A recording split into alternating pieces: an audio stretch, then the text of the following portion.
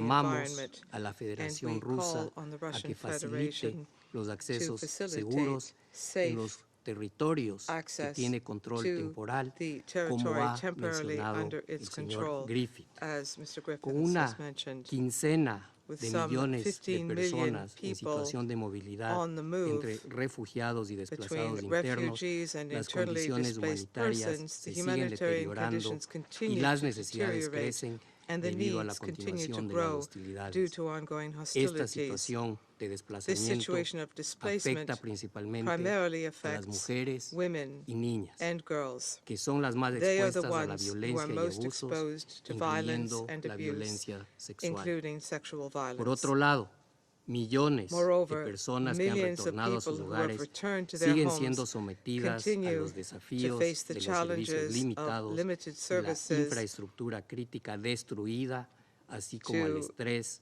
de la be inestabilidad. exposed to Nos destroyed aflige, critical además, infrastructure, and que they las víctimas face the civiles stress sigan of aumentando, instability. con cifras que dan cuenta de The miles figures de show fallecidos y that heridos, como millions también nos ha of referido civilians el have señor died and have been Griffith wounded. hace unos The civilian momentos.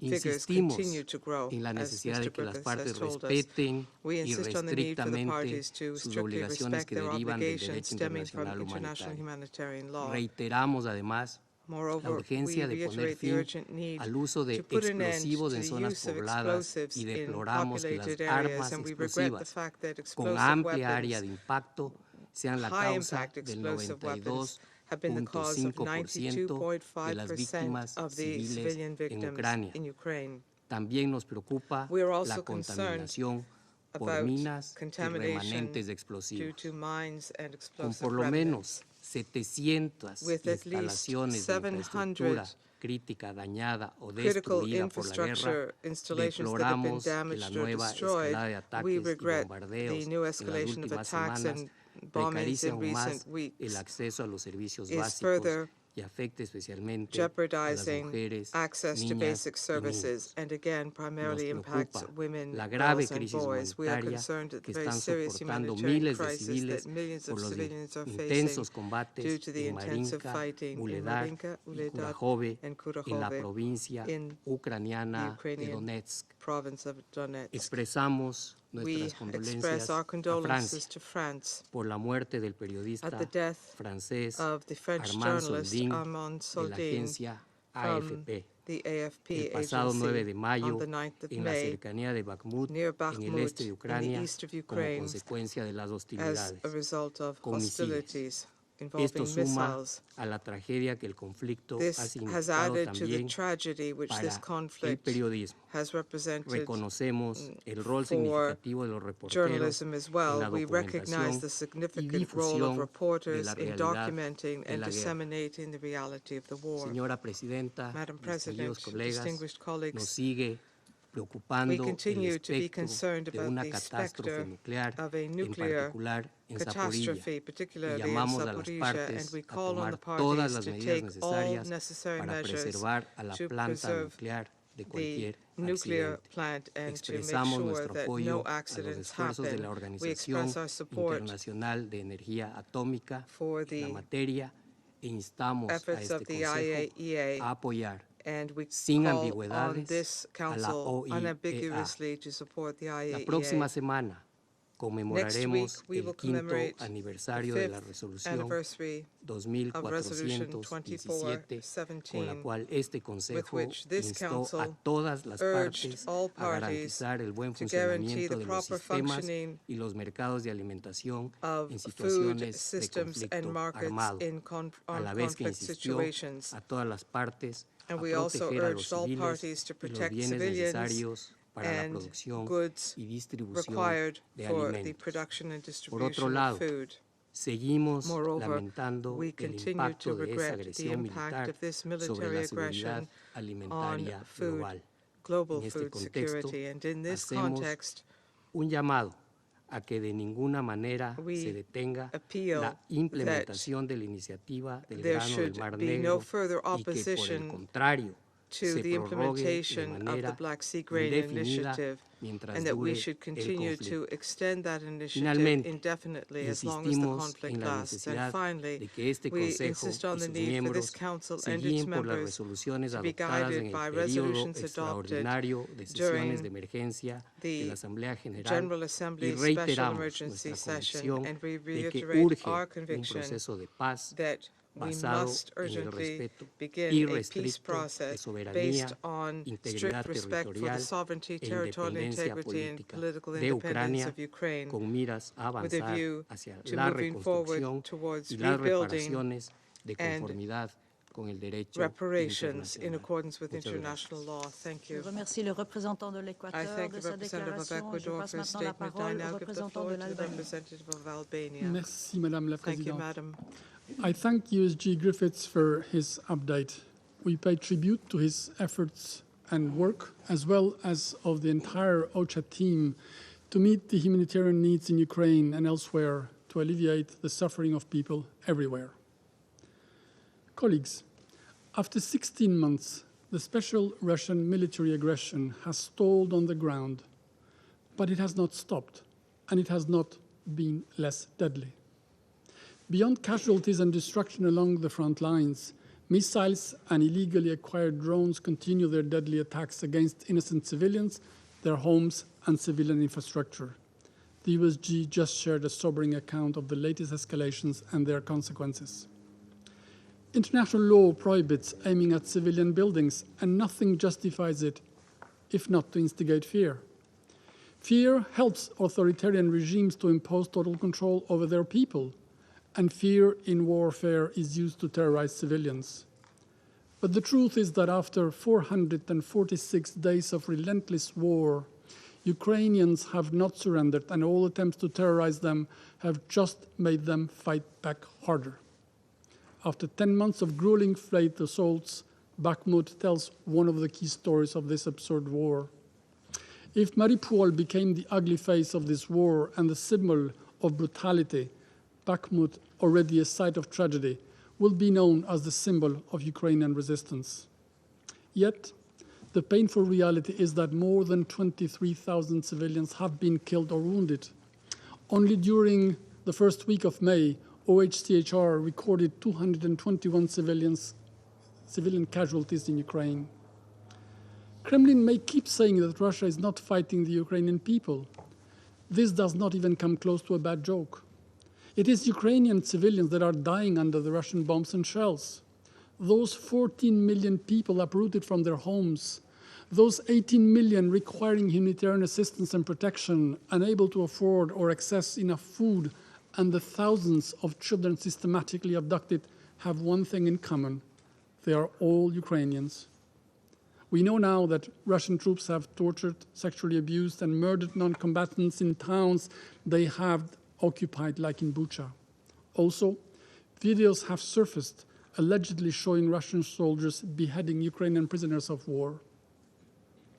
Colleagues, since the beginning of this war, serious violations of human rights and international humanitarian law committed in various regions of Ukraine have been duly documented.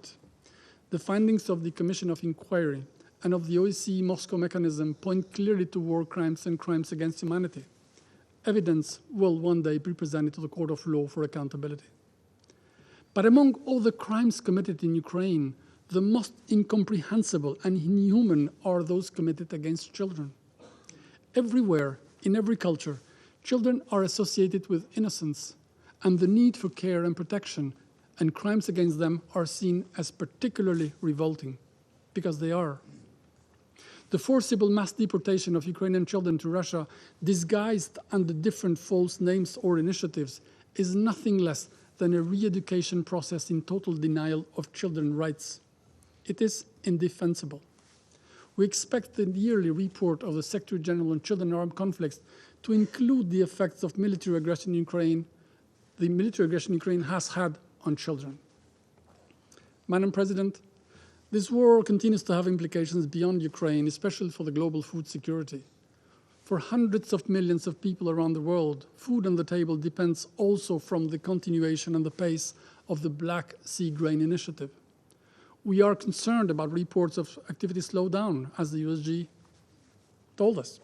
The number of ships transporting grain has been significantly reduced lately, and any renewal beyond 18 of May seems to go no longer in months, but just in weeks. We know what happens in the world when food is weaponized. Prices go up, there is less food for vulnerable populations, and people go hungry. One does not sit in the Security Council to deny food to those in need. Therefore, we call for the initiative to be extended as part of the global humanitarian response in a way and for a period to provide the necessary assurances and confidence to markets and people. Madam President, 2 days ago in Germany, President Zelensky and the people of Ukraine were awarded the International Charlemagne Prize of Aachen for their fight to defend their country, but also Europe and its values. The contrast could not be more striking. A leader defending its country and its people, fighting for independence, is welcomed, honored, respected, and revered everywhere. Another one, the author of the worst security crisis in Europe for decades, is under arrest warrant by international justice. Colleagues, there is never a bad time to stop a war, especially one that should not have started. Russia must understand that it cannot have its way in Ukraine and that it cannot decide for its people and their future. It would far better be to unconditionally, completely, and immediately withdraw from Ukraine, respect its internationally recognized borders. Until this is done, and until reason has prevailed, we will continue to stand in full solidarity with the government and people of Ukraine in the defense of their nation, their land, and our shared values. Je vous remercie. Je Thank remercie you. le représentant de I l'Albanie thank de the sa representative déclaration. of Albania Je for passe his maintenant la statement, parole au and I now représentant give du the floor to the Mozambique. representative of Mozambique. Madam President, Mozambique thanks Under Secretary General Martin Griffiths for his update. We commend him and his team for their noble and tireless work worldwide. I wish to acknowledge the presence in this session of His Excellency the Permanent Representative of Ukraine. Madam President, according to the Global Humanitarian Overview 2023, published by OCHA, and I quote, "This year, grinding conflict, the deadly climate crisis, and health epidemics, including cholera and COVID-19, caused record levels of hunger and displacement, worsened poverty, and put equality for women and girls increasingly out of reach. As a result, 1 out of every 23 people worldwide now needs humanitarian relief, more than double the percentage just 4 years ago." End of quote. This is a bleak and terrible scenario, and it is heartbreaking to know that conflicts remain the major driver of humanitarian crisis, and more so in Ukraine. The humanitarian action is an imperative that aims to better address the demands of those in need, particularly in terms of protection and assistance. Madam President, notwithstanding all existing international legal framework that govern the protection of civilians, including the humanitarian dimension, guaranteeing effective protection of civilians in conflicts remains a formidable challenge. It is our principal position that humanitarian work must be given a high priority. In this context, we call on the parties in Ukraine to take urgent measures that can allow for an environment conducive to conditions for aid distribution, safeguards of aid delivery, reconstruction, and fostering long-term peace and reconciliation in the country. We reiterate our urgent call for the belligerent parties to immediately return to direct negotiations conducted in good faith. We believe that peace initiatives put forward by a number of states, including member states of this Council, should be given a chance. Political settlement is the right way to address humanitarian problems. In this context, we agree with EUCG Griffiths that the Black Sea Grain Initiative is critically important. We therefore call for the Black Sea Grain Initiative, which is due to expire this week, to be renewed, improved, and expanded in line with the findings of the Secretary General's Global Crisis Response Group on Food, Energy, and Finance. And I thank you, Madam President. Je remercie le représentant du I Mozambique et thank je the passe la representative parole au of Mozambique. représentant I de now la give the floor to Fédération the de la Russie. representative of the Russian Federation.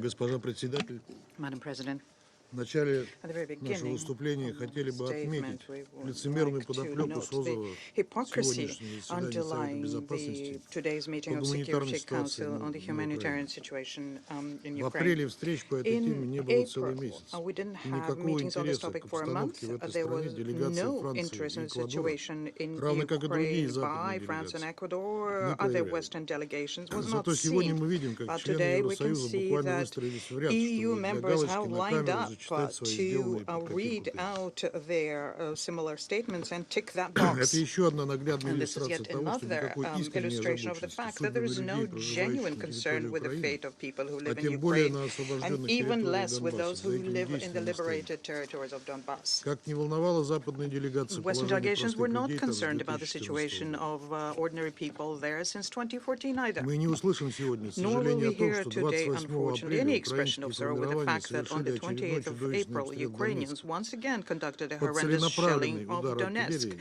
and they were попал рейсовый targeting автобус с a людьми. regular bus full of Он people. сгорел дотла, It погибло burned out 9 человек, в completely, том 9 числе people ребенок. died, including a child. Экспертиза показала, что Expertise обстрел был showed that совершен the с shelling использованием was conducted using осколочно-фугасных high ракет для explosive РСЗО, missiles for произведенных в Словакии. MLRS manufactured in Slovakia. Эти же And боеприпасы the использовались в same ходе удара по shells are also Донецкому being кафедральному used, собору во время being всеночного used пасхального to богослужения. shell the Donetsk Cathedral during the Easter Не нашлось services. слова об этом и у нашего сегодняшнего брифера. A briefer today didn't say a word about that either. Как насчет вашей приверженности So защите where is your гражданских лиц? commitment to the protection of Или это civilians неправильные then? гражданские Or are these the wrong kinds of civilians? Ответственность за эти преступления лежит Responsibility не for только these на киевском crimes режиме, belongs но и not на only тех, with the кто Kiev поставляет regime, им but оружие. also with those who supply the Более regime with того, с weapons. каждым Furthermore, днем, когда в плане every day накачки we Украины оружием, think that the казалось бы, level of двигаться pumping дальше Ukraine некуда, with поступают weaponry новые has reached its сообщения о limits. We поставке все более receive тяжелого new и and new изощренного information западного about вооружения. the new heavy and РСЗО sophisticated «Хаймерс», weaponry from снарядов the с West. объединенным ураном, MLRS, дальнобойных depleted ракетных uranium, систем, сотен long-range танков и rocket так далее. systems, hundreds of tanks, Мы еще etc. вернемся к этому And we вопросу will в ходе revert запрошенного to нами this заседания issue in the на course эту of the тему meeting that 18 we мая. requested on this topic on the Все 18th of эти May. вооружения, All of this поставляемые weaponry, сидящими, в том which is числе being сейчас, напротив provided нас, членами by Совета Безопасности,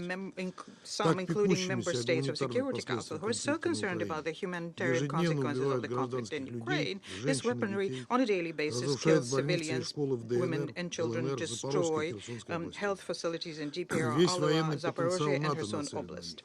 The Киевские entire власти military открыто potential of NATO бронируют is тем, что targeting они them. And the юридически Kiev имеют право authorities openly уничтожать boast все, что that находится legally на they упомянутых have the right территориях. to destroy everything that's located in these territories. Еще раз хотим Once again, сказать we тем, would кто like говорил to об этом или say еще this скажет to сегодня. those who have said that already or will Вооруженные силы say России не воюют с мирным this, населением и не подвергают его, later в on, отличие the от military вооруженных of сил the Russian Украины, Federation is целенаправленным ударам. not fighting the civilians, and it's not subjecting them to targeted strikes, unlike the Ukrainian armed forces. Западные страны The Western широко известны своей countries are любовью к well теме known борьбы с for their love to the безнаказанностью, topic особенно of the issue если of это не combating касается их impunity, собственных especially if this преступлений. does not cover Они their полагают, что own им сошли с crimes. рук They миллионы think they убитых got away гражданских with the лиц millions в of Афганистане, civilians Ираке, killed in Ливии и Afghanistan, других Iraq, странах. Libya, and other countries. Уверены, что в We один are прекрасный convinced день that ответственность one за fine содеянные day they will преступления. be held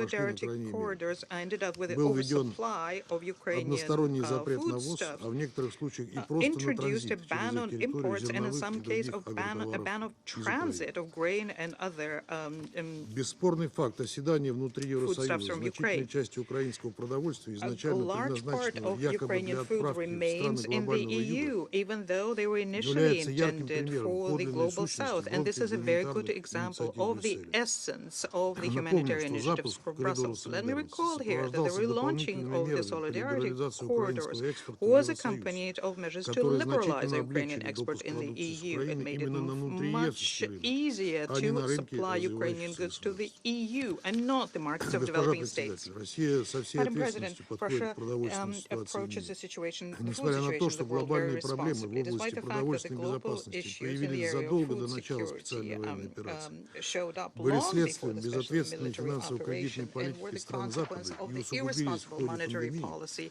22 of июля Western countries and were 2022 года worsened мы by the позитивно pandemic. отреагировали Nonetheless, на on the инициативу 22nd of Генерального July секретаря, главной 2022, we целью positively которой было reacted to the облегчение Secretary ситуации с General's продовольствием initiative. и The main удобрениями goal here в was to развивающихся ease странах. situation for food, Была supplying заключена foodstuffs and пакетная fertilizer сделка to по вывозу developing countries. продовольствия и A аммиака из package черноморских портов deal on Украины exporting и foodstuffs and разблокированию ammonia экспорта зерновых via и удобрений Ukrainian из ports России. and unblocking the grain Однако and все fertilizer пошло не export по from Russia. согласованному плану. But По состоянию на it 4 did not мая go according to 40% plan. всей As продукции, of 4th of May, вывезенной по морскому 40% of гуманитарному коридору, all пошло в страны Евросоюза. production used Доля беднейших from стран the таких sea закупок не humanitarian дотягивает corridor, и до it 3%. went into the U.S. And the Без share of the малого poorest год country here is less than сельхоззапасы Украины 3%. истощает и без того сытый Запад.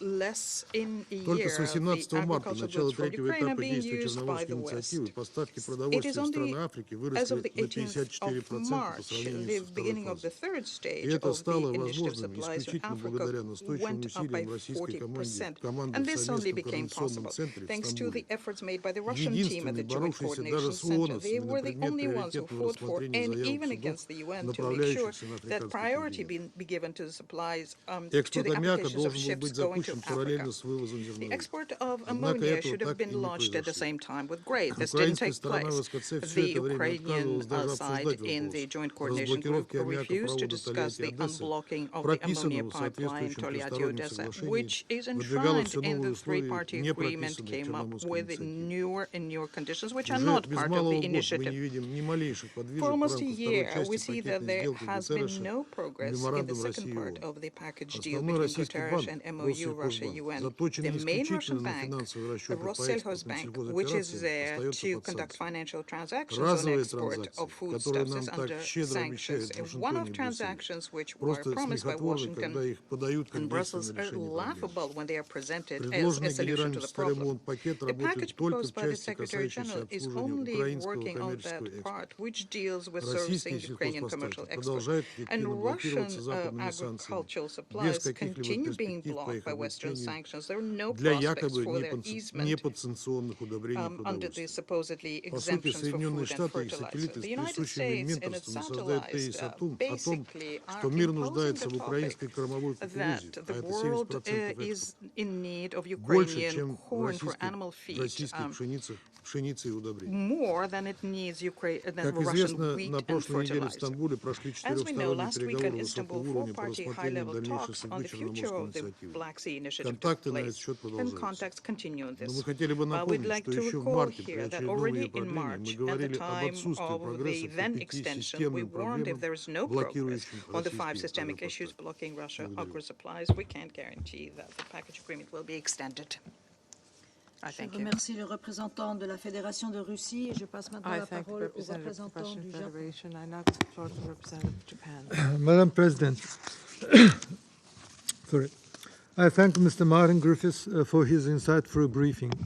It is with profound concern that we continue to witness Russia's ongoing aggression against Ukraine, constituting a flagrant violation of international law, including the UN Charter. Russia should stop the war they started. Japan denounces Russia's attacks on civilian infrastructure and urban centers across Ukraine. The attacks on housing complexes, hospitals, schools, energy facilities, and other essential installations for life jeopardizes the welfare and future of the Ukrainian people. We once again recall that indiscriminate attack on innocent civilian population constitute a war crime. There must be no impunity for war crimes and other acts of atrocities. Russia must be held accountable.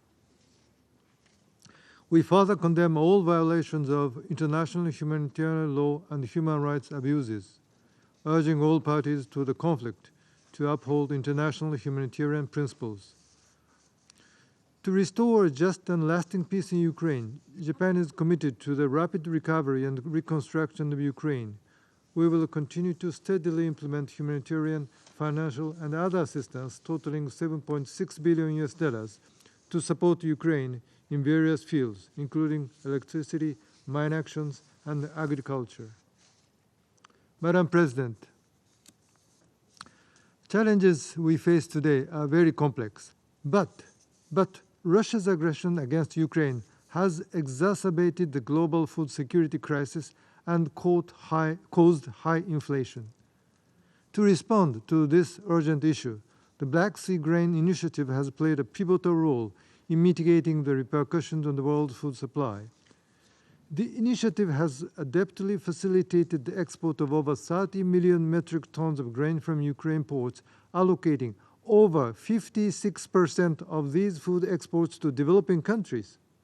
Consequently, the initiative has not only contributed to the reduction of global food prices, but also provided essential support to those severely affected by the war, particularly in developing countries.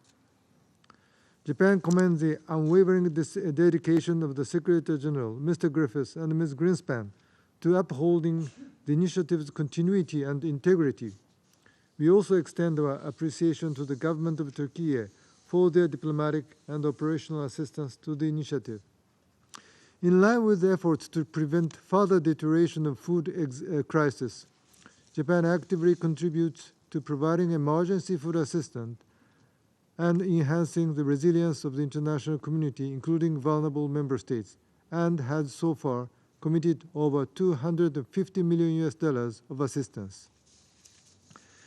It is truly regrettable that Russia opposed to a 120-day automatic extension of the initiative in March.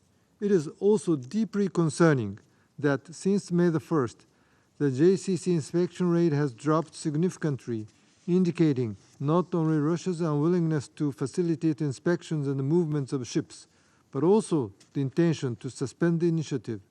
The prospect of suspension is alarming, as it disregards the potential catastrophic consequences for global food supplies.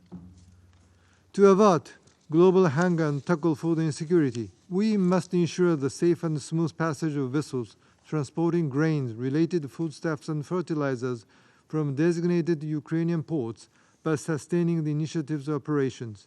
Japan calls on all relevant parties, particularly Russia, to act responsibly to ensure the continuation of the initiative.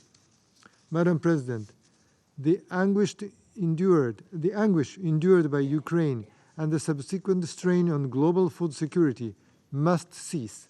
Japan reaffirms its unwavering dedication to providing comprehensive support and standing in solidarity with the people of Ukraine. We pledge to continue our endeavors to secure global food supplies, thereby contributing to stabilizing global markets, preventing poverty, containing social instability, and maintenance of international peace and security. I thank you. Je remercie le représentant du Japon et je passe la parole au représentant du Gabon. Madame la Présidente, je remercie le secrétaire général adjoint Martin Griffiths pour les informations qu'il vient de partager avec nous sur la situation humanitaire en Ukraine. Je salue la participation à cette session du représentant permanent d'Ukraine, de la délégation de l'Union européenne ainsi que des représentants de la Roumanie, de la Pologne, de la Lituanie et du Danemark. Madame la Présidente, au seuil du 15e mois de guerre en Ukraine, le bilan de ce conflit meurtrier en termes de pertes, de souffrances et de détresse humaine ne cesse de s'alourdir. Les civils et les infrastructures civiles continuent d'être les cibles des combats meurtriers et de nombreux déplacements de populations consécutifs aux bombardements qui rendent impossible le quotidien des populations innocentes. En dépit d'une solidarité internationale prompte et conséquente, l'aide humanitaire n'a pu parvenir à l'ensemble des personnes dans le besoin, dont les dernières évaluations d'OCHA situent le nombre à 17,6 millions de personnes en 2023, selon les statistiques de la semaine dernière.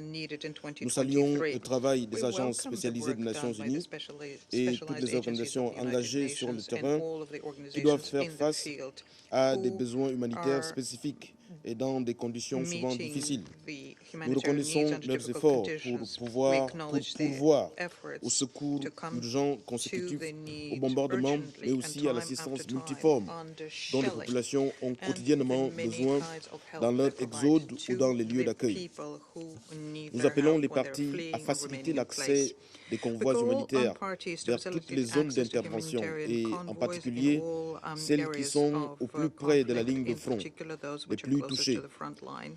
Les personnes qui hardest ne prennent hit. pas part au combat, The et en people who particulier do les not personnes participate in vulnérables comme les combat, in enfants, particular the vulnerable, les such as personnes children, malades ou les the personnes âgées, sick, or doivent the pouvoir elderly, accéder aux should services be essentiels able tels que to l'eau, access l'électricité the ou les basic médicaments. services such as water, Nous electricity, or réitérons notre medication. appel We constant aux reiterate belligérants our à respecter leurs constant appeal to obligations belligerents en vertu du to droit uphold international their humanitaire, obligations under à ne international pas cibler humanitarian les infrastructures law, essentielles et les not to populations civiles target et essential à civilian s'abstenir infrastructure, d'utiliser to des armes dont abstain les effets from indiscriminés using infligent des weapons with souffrances inutiles aux indiscriminate civils effect, ou peuvent which inflict induire une suffering on menace the durable civilians or pour ces can derniers, notamment lead par to leurs effets lasting sur l'environnement. damage, in Nous particular soulignons through their environmental en effects. particulier la In nécessité pour les particular, when belligérants disco de the need s'abstenir for de the recourir aux combatants mines to ou aux abstain armes à from sous-munitions using ou mines autres armes or téléguidées et à cluster prendre le munitions maximum de or précautions remote en weaponry, vue de and minimiser to leurs undertake effets sur maximum les civils et en precautions so as to particulier minimize their les effect on femmes, les civilians, in enfants et les particular personnes les plus women, vulnérables. children, and the most Madame la vulnerable. Présidente, Madam President, l'ampleur des the défis scope of sécuritaires qui se security juxtaposent dans challenges which are plusieurs foyers de overlapping tension in met several à rude épreuve hotbeds l'élan of de solidarité tension internationale et puts complexifie la international mobilisation humanitaire. solidarity to a test Le and HCR makes alerte difficult contre des humanitarian pénuries de intervention. nourriture, d'eau The et de médicaments HCR dont les effets peuvent être issued catastrophiques an s'ils ne alarm sont pas against très a vite shortage endigués. of food, Quant aux water, besoins de and financement medications. du plan When it d'intervention comes rapide de la to FAO the pour need l'année for funding 2023 en of the, Ukraine, il est FAO évalué à intervention plan 205 for millions de 2023 dollars in Ukraine, américains. its amount is Dans ce $205 contexte économique million mondial in fortement impacté 2023. par la multiplicité des And crises, the par la international résurgence d'autres economy conflits armés, impacted by par various le crises, durcissement de la other armed crise humanitaire, conflicts, notamment en lien avec humanitarian l'insécurité dire alimentaire situations, in galopante, particular having to do l'équation the paraît growing avoir food plus insecurity. pour seule issue pertinente d'investir dans le dialogue So afin the de only trouver outcome une here solution is to diplomatique go through et dialogue and politique find a en diplomatic vue and de mettre political fin à la solution so guerre. as to put Le an prix end à payer, to the aussi war. bien The en vie price to humaine qu'en pay in terms of reconstruction human matérielle est lives trop lourd. and Et chaque jour reconstruction is far too de heavy. guerre ne fera And qu'augmenter every la facture. day at Mon pays war continue will only et demeure increase that. convaincu, My country remains mon pays demeure convinced convaincu que la paix et la that coexistence peace pacifique and peaceful découleront de coexistence négociations de result bonne foi from entre good faith l'ensemble des parties. negotiations amongst all L'accord parties. sur les céréales et And the celui accord relatif on à grain l'échange des and prisonniers the de one guerre on confortent prisoner notre conviction. exchange Nous demeurons reassures us of attentifs this et conviction. prêts à encourager toute We initiative de règlement de conflit will par les canaux encourage diplomatiques. any Mon initiative pays that reste could du côté de la resolve the recherche conflict de solutions diplomatically. viables qui We permettent look de régler forward to durablement viable le conflit solutions that could et in a lasting de manner régler resolve the durablement le conflit et conflict parvenir à and la call paix on et appelle les parties to parties invest à in peace. s'investir dans des négociations de bonne We foi call for all en vue de parties to mettre fin become à la guerre involved meurtrière en in Ukraine. good Je vous faith remercie.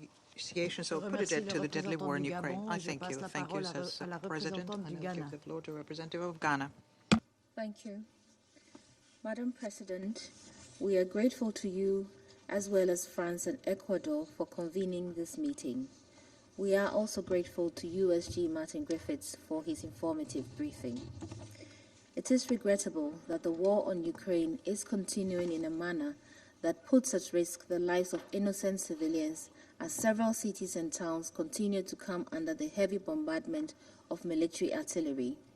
For several weeks, intense fighting has held in areas such as Bakhmut, Mariupol, Lysychansk, Popasna, and Severodonetsk, where there are reports of numerous civilian casualties.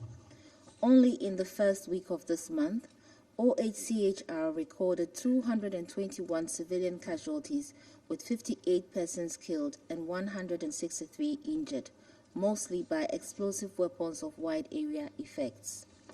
As is often indicated in the briefings to the Council, these numbers are likely to be higher than those reported.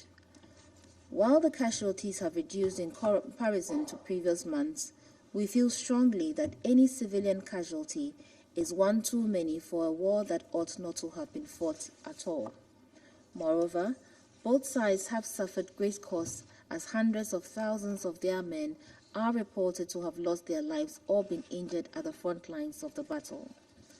While the turn of the war in coming days is uncertain, what remains unchanged are the obligations of the warring parties under international humanitarian law and human rights laws to ensure the protection of civilians from harm during times of war.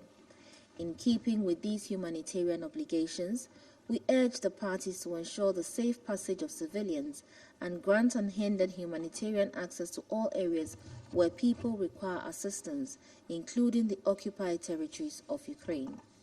We caution against deliberate attacks on civilian populated areas, as well as the destruction of civilian infrastructure, especially energy and water installations, homes, medical centers, schools, and marketplaces, whose destruction heightened the vulnerabilities of civilians and worsened their difficult circumstances. We are grateful for the continuing commitment of the United Nations humanitarian agencies and other partners for their indispensable efforts in placating the impact of the war on innocent lives. We wish to emphasize the importance of making medical, reproductive, and psychological health services accessible to all, especially for the women and children.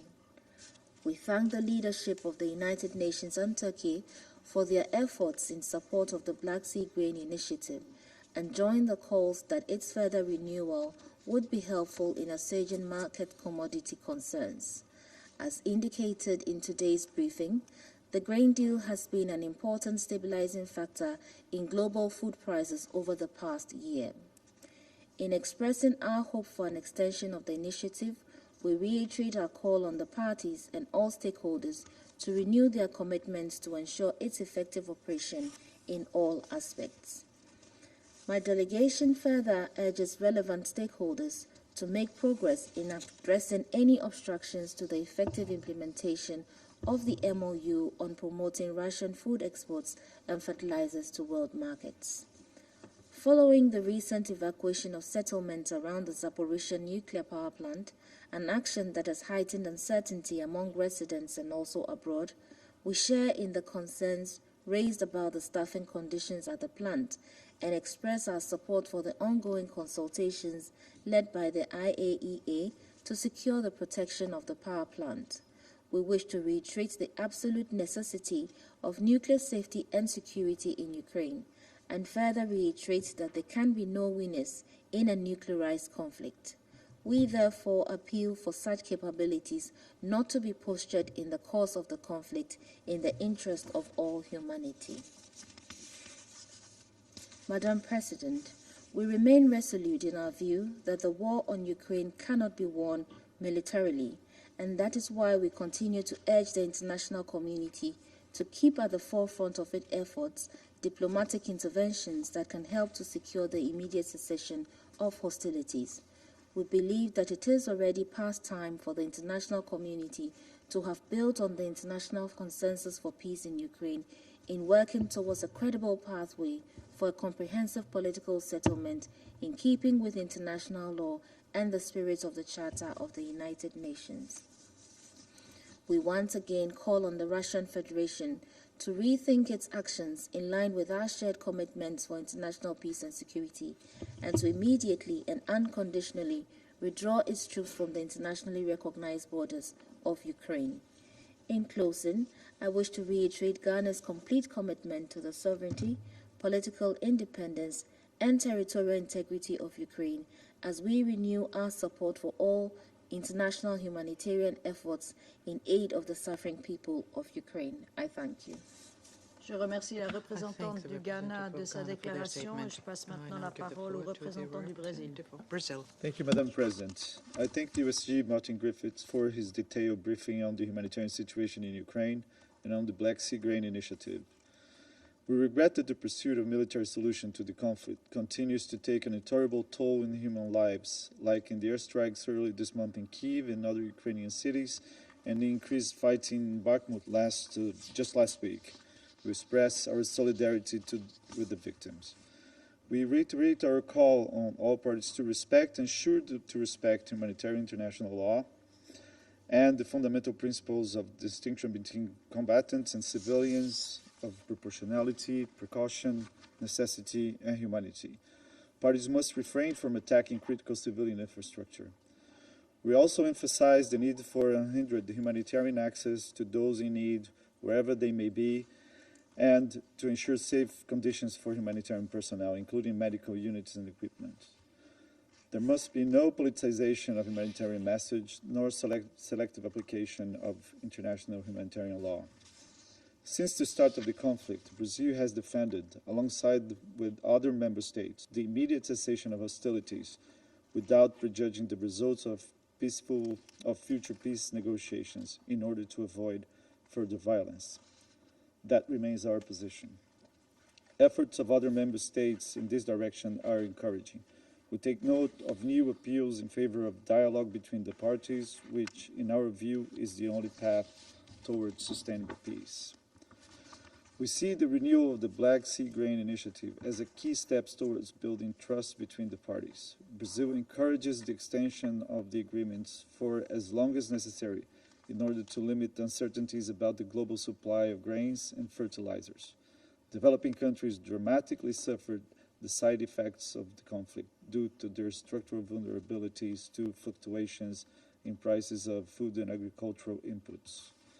The success of the initiative is a collective responsibility. We encourage Russia and Ukraine to reach an understanding and urge other member states to avoid actions that go against the spirit of Istanbul agreements, including with regard to Russian exports of grains and fertilizers.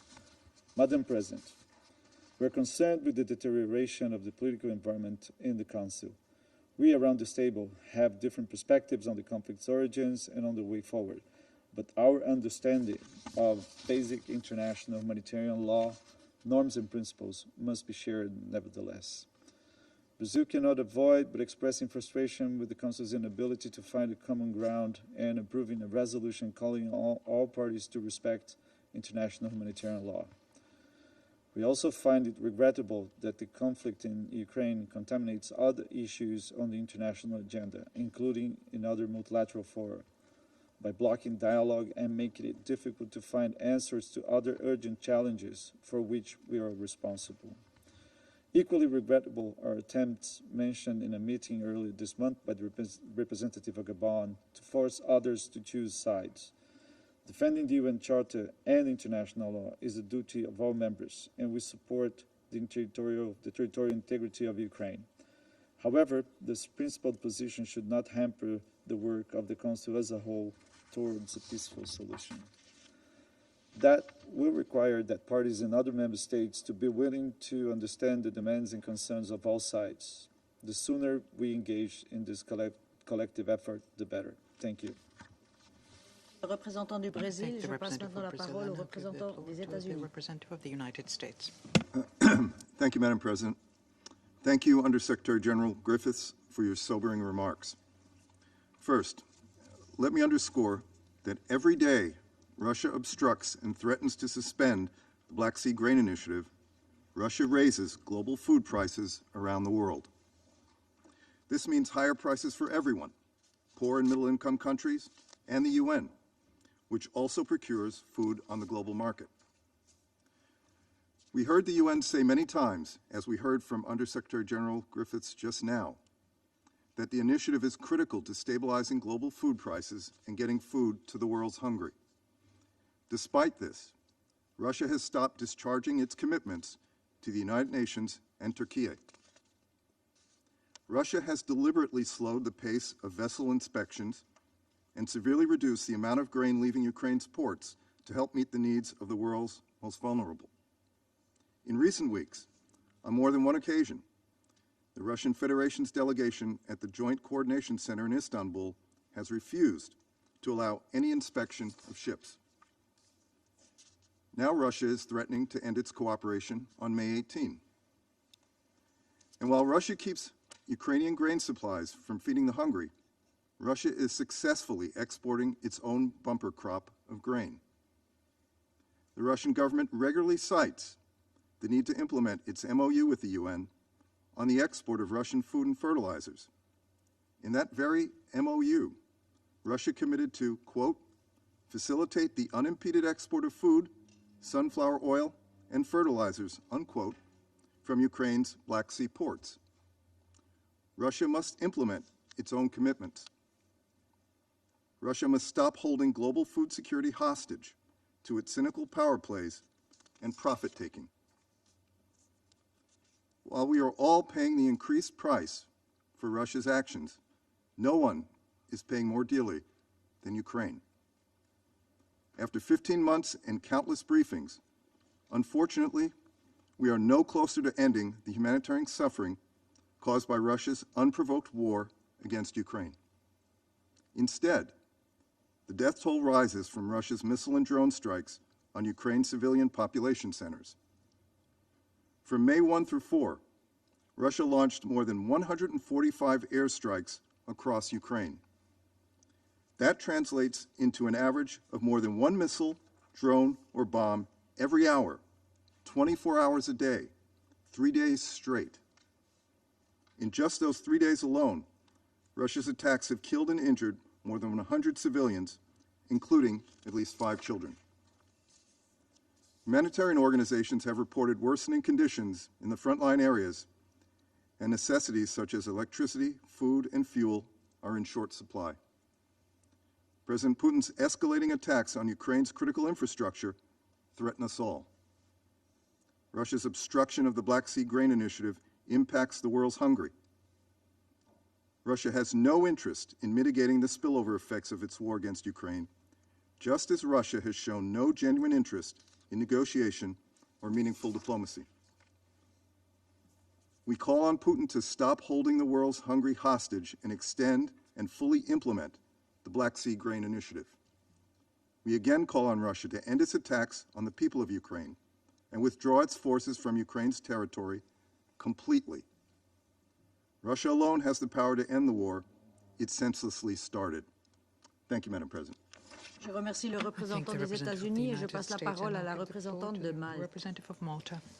Thank you, President, and I thank USG Griffiths for his sobering briefing and for the work that he and his team are carrying out on the ground. The humanitarian situation in Ukraine has continued to deteriorate since the last time discussed by this Council. Over the past 15 months, the number of people in need of emergency humanitarian aid and protection has increased from approximately 3 million to nearly 18 million. We state with all the clarity we can muster that this is only the result of Russia's unprovoked aggression against Ukraine. Malta strongly condemns Russia's continued escalation of its illegal war of aggression against Ukraine. Ukrainians continue to suffer deliberate large-scale attacks on critical infrastructure that is indispensable for the survival of the civilian population, and have had their basic services, including energy, water supply, and heating, destroyed by Russian attacks. Continuing attacks on energy infrastructure prompted an energy crisis in the first months of 2023, putting the country's resilience further to the test. Russia has perpetrated indiscriminate killings of civilians, torture and other forms of cruel, inhumane, and degrading treatment, sexual and gender-based violence, and abductions and forcible deportations of children. In doing so, it has willfully violated the rules-based international order. President, according to the recent report by the International Commission of Inquiry on Ukraine, the forced transfers and deportation of Ukrainian children to Russia or regions under Russian control are violations of international humanitarian law and amount to war crimes. These children must be promptly returned to Ukraine using technical assistance from international organizations. We demand that Russia stops these unlawful deportations and comply with the Convention on the Rights of the Child. We also welcome and encourage further efforts to ensure full accountability for all crimes committed by Russia against Ukraine and on Ukraine's territory. In light of this, we are supportive of the ongoing ICJ and ICC processes. Malta strongly believes that there can be no peace without justice. In this regard, Malta joined other state parties of the ICC in making a referral to the court on the situation in Ukraine and will continue its efforts to strengthen the cooperation between the ICC and the Security Council to keep investigating the Russian crime of aggression.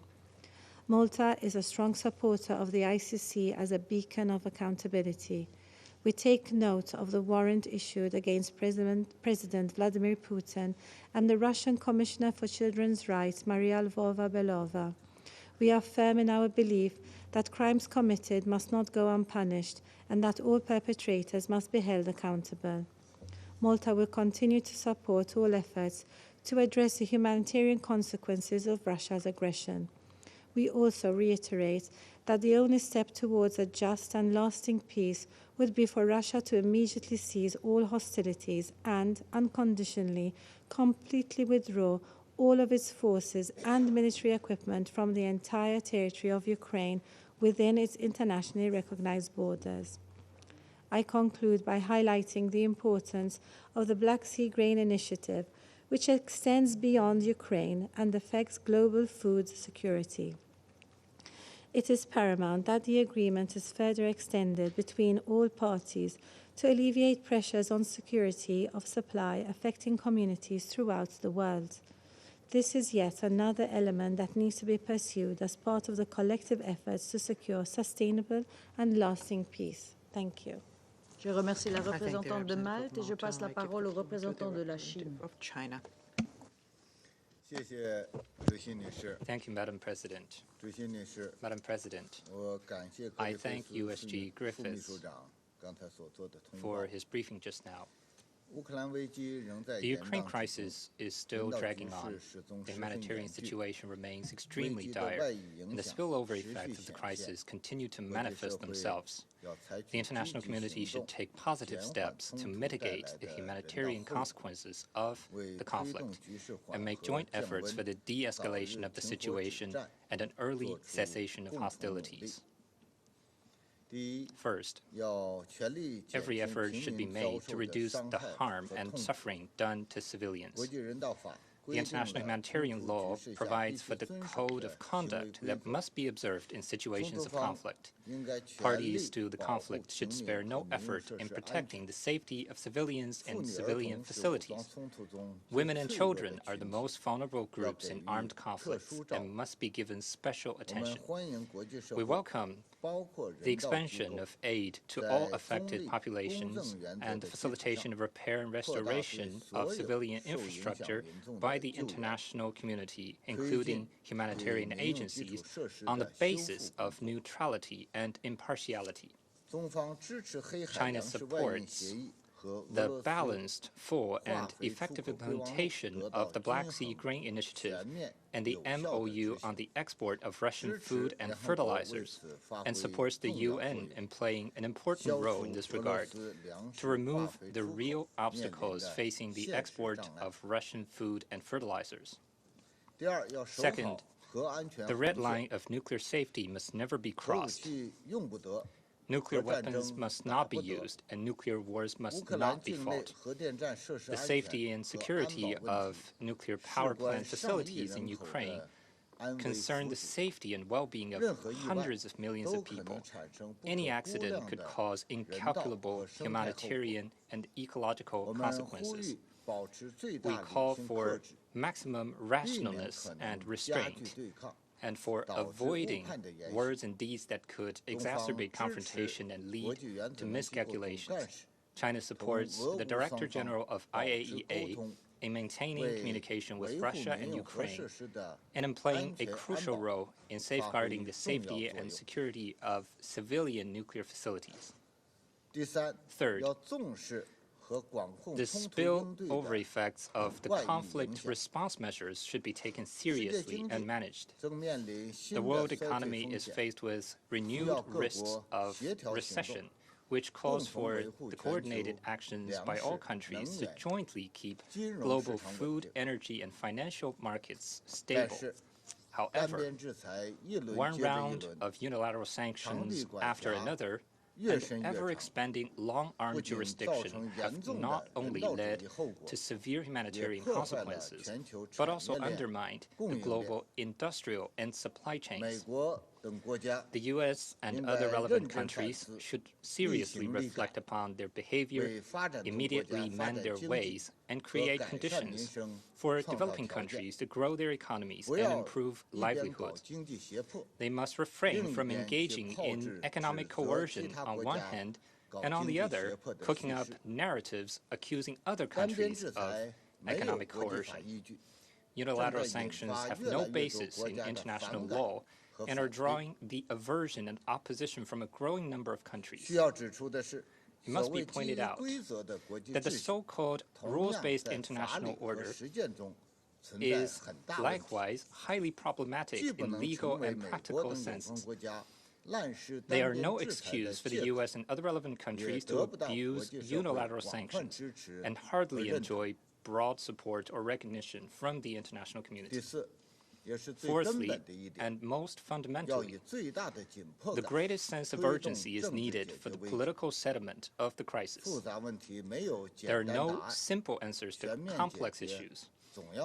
Any comprehensive solution always begins with the first step, and the resumption of dialogue and negotiation cannot wait indefinitely.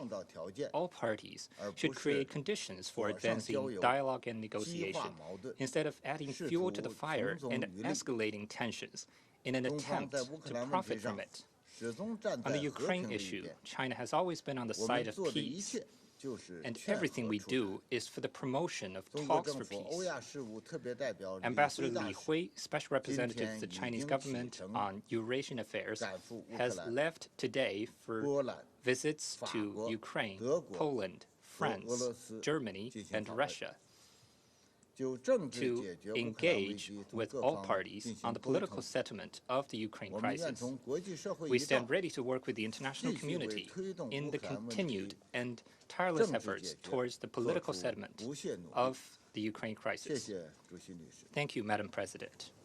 Je remercie le représentant de la Chine de sa déclaration et j'invite la représentante du Royaume-Uni à prendre la parole. Thank you, President, and I join others in thanking Under-Secretary General Griffiths for his briefing and work on the ground. And your briefing today, Under-Secretary General, reminds us of the enormous cost of Russia's war of aggression. Russia has continued to conduct massive missile and UAV strikes against inhabited areas across Ukraine, killing innocent civilians. The UK is appalled by reports of recent Russian attacks on the Ukrainian Red Cross warehouses in Odessa and on a mobile hospital in Mykolaiv. There is no excuse for attacking the most vulnerable or the brave humanitarian workers who are supporting them. So we call on Russia to abide by international humanitarian law, in particular to observe the distinction between combatants and civilians.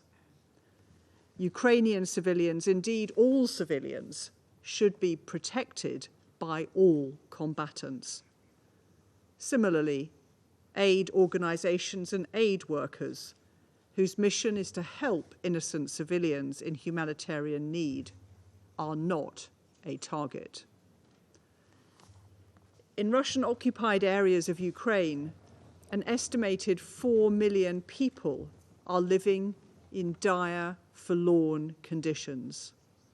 Despite regular attempts by the UN to gain access to deliver humanitarian support, Russia has never provided the necessary security guarantees for access.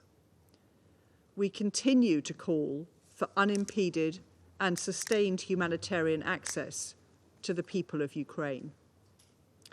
We call on Russia to stop denying access and cease its attacks on critical infrastructure and residential areas. President, as we've heard from others, the BSGI is critically important. Over 30 million tons of grain and other foodstuffs have been exported under the initiative since the 1st of August. The deal has been critical to lowering global food prices and getting urgently needed grain to countries that need it most. As the World Food Programme has said, grain deliveries to any country drive global prices down. So we urge Russia to stop threatening to leave the initiative and instead to agree to a sustained and stable deal. In the meantime, Russia continues to block and delay ship inspections. This obstruction harms global food security by delaying shipments, restricting supplies, and keeping prices high for food importing countries. Finally, President, the UK is fully committed to holding Russia to account for its illegal actions in Ukraine. We will continue to support independent investigations into the atrocities committed in Ukraine as part of a just and sustained peace. Thank you. Je remercie la représentante I du thank the Royaume-Uni et representative je of the passe United la Kingdom parole à and la I now représentante des the Émirats Arabes representative Unis. of the United Arab Emirates. Madam President, I would like to join others in thanking Under-Secretary General Griffiths for his informative briefing today. Mr. Griffiths, your sobering report is not only a reminder of the importance of why we are here, but what we must do our utmost to avoid, losing our sense of urgency surrounding this conflict. Neither should we stand idly by as this war transforms into a protracted conflict of several years. The consequences are too grave for all of us. Yet fighting has been continuous and unending, with the price being paid by civilians who bear the brunt of the suffering. The scale of devastation and the dire humanitarian situation in Ukraine cannot be truly conveyed in the numbers we have heard today. In the past 14 months of war, there have been over 23,000 verified civilian casualties, and the actual figure is likely to be considerably higher. 18 million people are in need of humanitarian assistance, more than 8 million people are refugees across Europe, and an additional 5 million people have been displaced inside Ukraine. Humanitarian access must therefore be ensured in order to allow much-needed aid to reach civilians caught in the fighting. In recent weeks, there has been a noticeable uptick of missile and drone strikes that have damaged or destroyed civilian infrastructure. Humanitarian facilities have been hit. Last week, a Ukrainian Red Cross warehouse and mobile health clinic were destroyed. We once again reiterate our call on the parties to the conflict to abide by their obligations under international humanitarian law. Civilian objects must never be the target of an attack. The UAE continues to provide humanitarian assistance to those impacted by the conflict, including a donation of ambulances recently. We also continue to support civilian energy needs. We have sent 2,500 generators and are sending additional energy-efficient power supplies in the coming period. Madam President, the war in Ukraine has had far-reaching consequences beyond the battlefield, as the ripple effects have exacerbated global food crises. The Black Sea Grain Initiative has proven vital against this backdrop. The world has seen the safe export of over 30 million metric tons of grain and foodstuffs from Ukraine since the beginning of the initiative. These efforts thus far have successfully contributed to alleviating the mounting pressure on global food prices and the inevitable knock-on effects of a destabilized food system on the world's poorest. We are encouraged that this vital initiative continues and commend the earnest efforts of the United Nations and Turkey to bring all parties to the table in order to find solutions on the outstanding issues. And we're pleased to hear that the UN will continue to work closely with all sides to ensure the smooth operation of the BSGI. At the same time, we continue to call for the full implementation of the MOU on Russian fertilizers and food products and continue to support efforts to this end.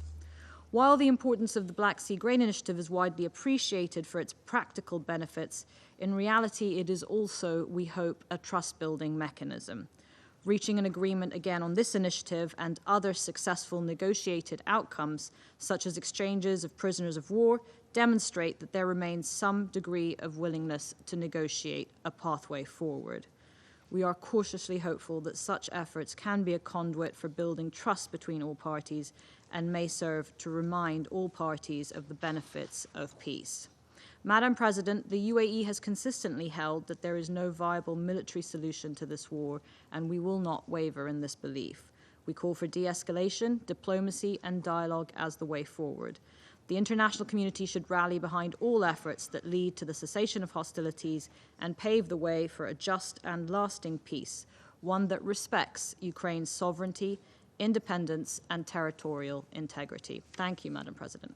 Je remercie la représentante des Émirats arabes unis. Je vais maintenant faire une déclaration en ma qualité de représentante de la Suisse. Je voudrais commencer par remercier le secrétaire général adjoint Martin Griffiths, non seulement de son exposé, mais aussi de tout son travail et du travail de ses équipes, tant en Ukraine que par rapport à l'Ukraine. Au mois de mai, ce Conseil met traditionnellement l'accent sur la protection de la population civile, obligation juridique pour toute partie à un conflit armé.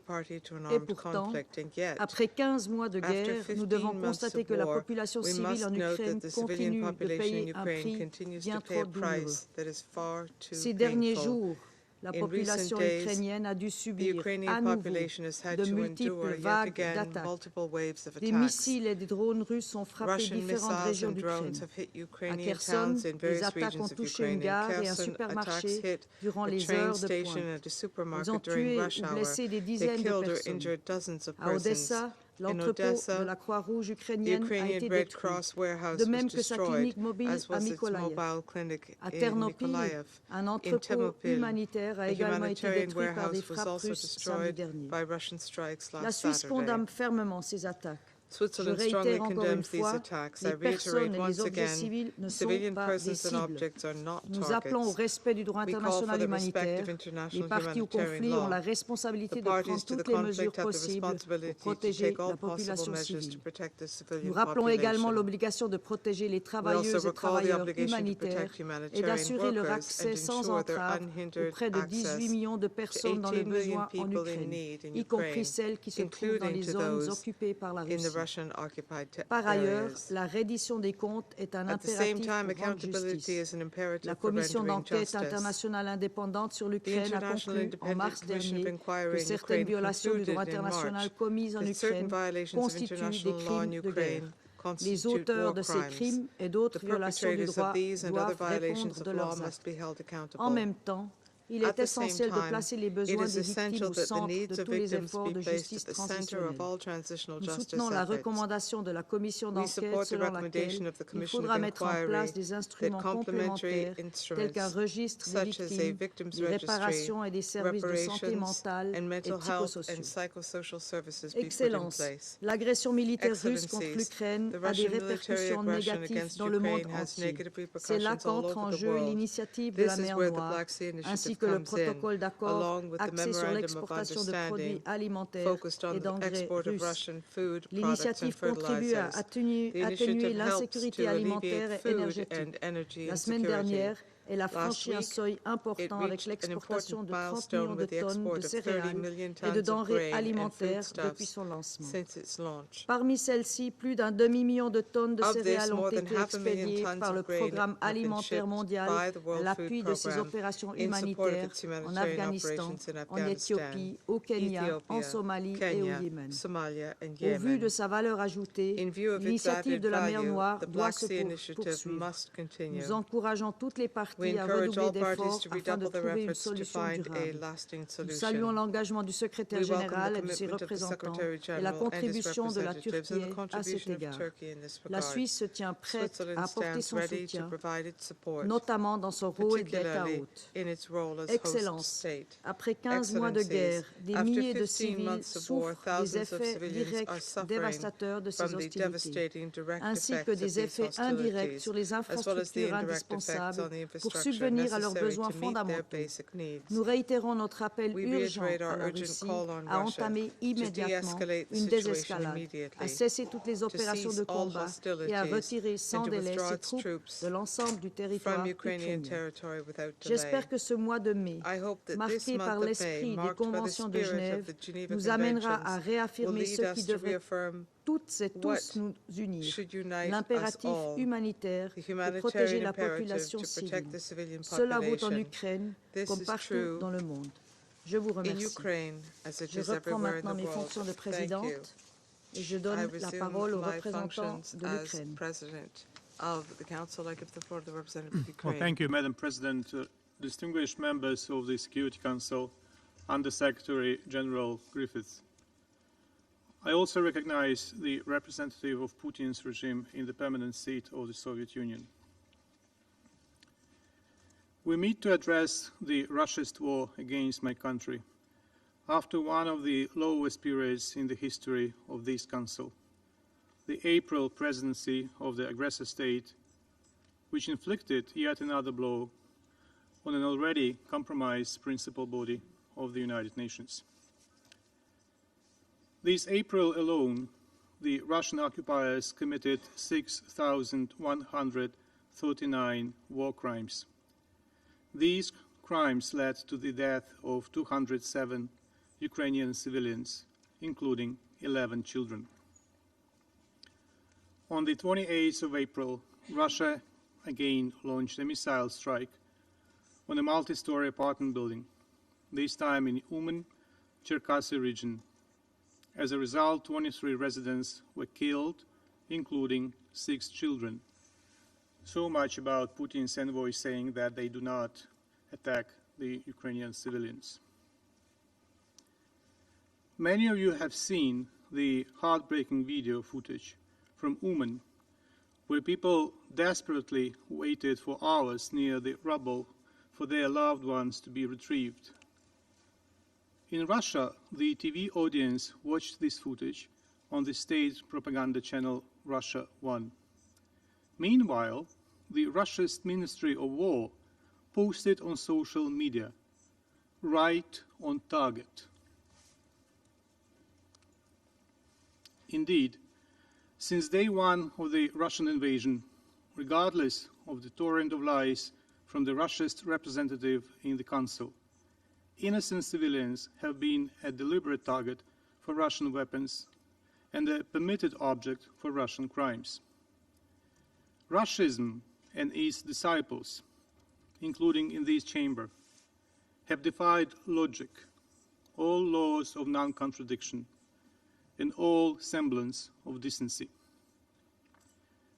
2 days later, on the 1st of May, another Ukrainian child, a 14-year-old boy, was killed in the village of Lizunivka, Chernihiv region, by a Russian air bomb that also destroyed the local school.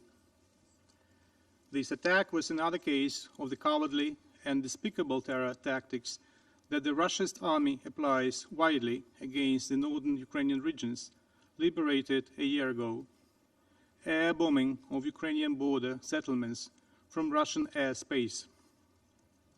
Just like any other terrorists, the Russian servicemen do not care where these bombs finally fall. The main thing is that they must sow death and destruction. Terror against the liberated areas has become a hallmark of the Russian army. On the 3rd of May, in Kherson region alone, Russia killed 23 people. 49 were wounded in a store, railway station, gas station, their homes. On the 7th of May, a Russian missile strike damaged a mobile hospital in Mykolaiv region, which also belonged to the Red Cross of Ukraine. Since the beginning of the full-fledged Russian invasion, 25 facilities of the Red Cross of Ukraine have been damaged or destroyed. On the 9th of May, a massive barrage of 25 missiles slammed into the Ukrainian cities. The day before, on the 8th of May, Ukrainian Air Force were able to down all 35 Iranian drones launched by Russia.